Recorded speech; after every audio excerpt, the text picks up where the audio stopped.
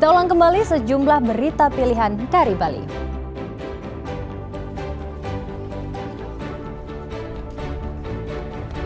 Libur Natal dan Tahun Baru, ratusan ribu penumpang padati 3 pelabuhan di Denpasar.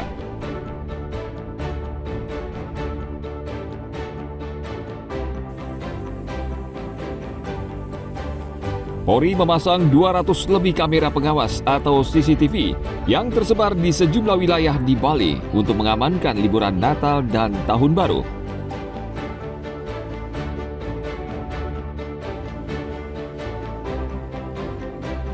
Kunjungan wisatawan di kawasan Candi Dase Karangasem menurun drastis akibat proyek revitalisasi yang masih terus berlangsung.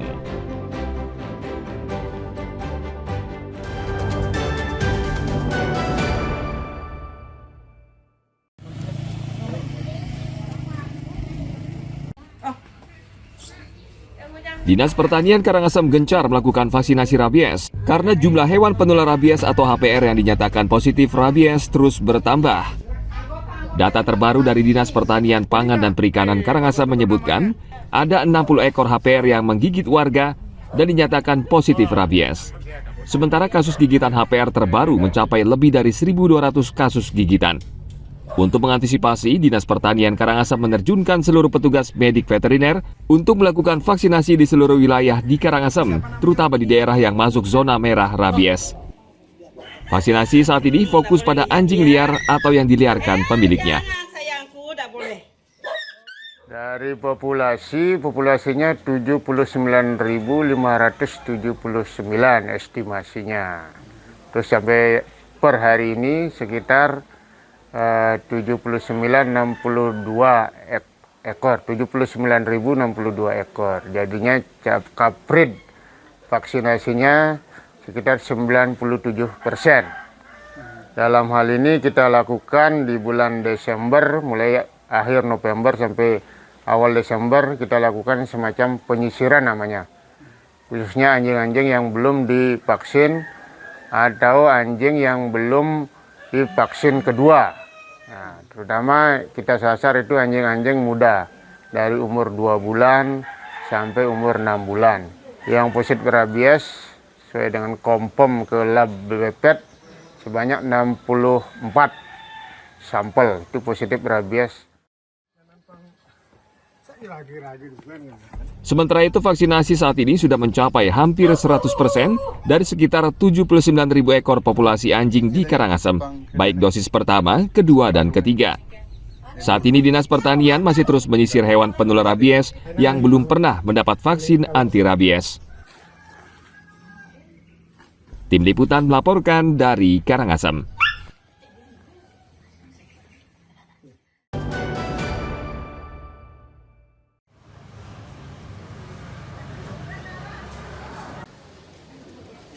Pasar Subangan di Karangasem belakangan ini sepi.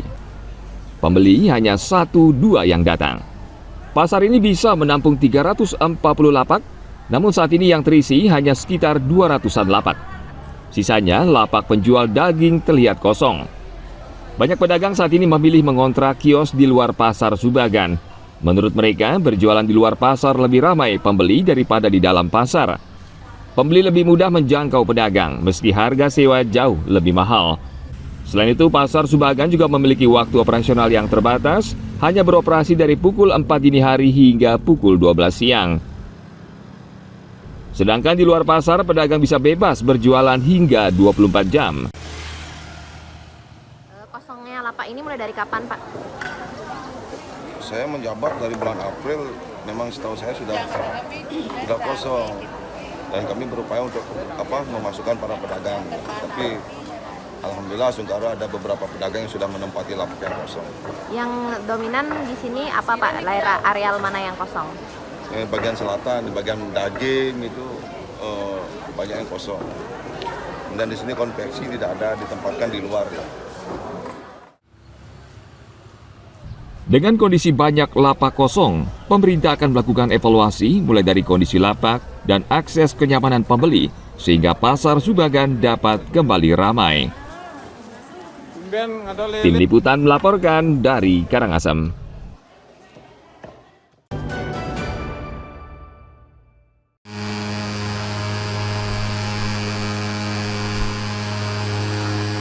Memasuki musim hujan, kasus demam berdarah denggi atau DBD mulai merebak dan menjadi perhatian serius.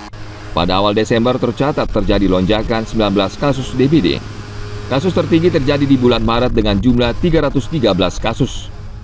Terkait kondisi ini, Dinas Kesehatan Kabupaten Karangasem mengimbau masyarakat untuk menjaga kebersihan lingkungan dan membasmi sarang nyamuk serta menerapkan 3M, menguras, menutup, dan mendaur ulang barang bekas. Ya, upaya pencegahan demam berdarah selain TSN ya tentu fogging. Nah itu untuk pencegahan. Di tata laksana kasus juga kami sedang menyiapkan di puskesmas yaitu deteksi secara dini. Jadi begitu demam, apakah dia akan mengarah ke demam berdarah atau tidak dengan rapid test namanya NS1 sudah tersedia di puskesmas. Minggu depan kami akan panggil petugas kesehatan di Dinas Kesehatan untuk melaksanakan asesmen cepat terkait dengan adanya yang dicurigai DBD. Pemerintah Kabupaten Karangasem sudah menerbitkan surat edaran yang meminta seluruh fasilitas kesehatan waspada dengan melakukan screening awal gejala DBD dan segera mengambil tindakan pengobatan agar tidak sampai terjadi korban jiwa. Tim Liputan melaporkan dari Karangasem.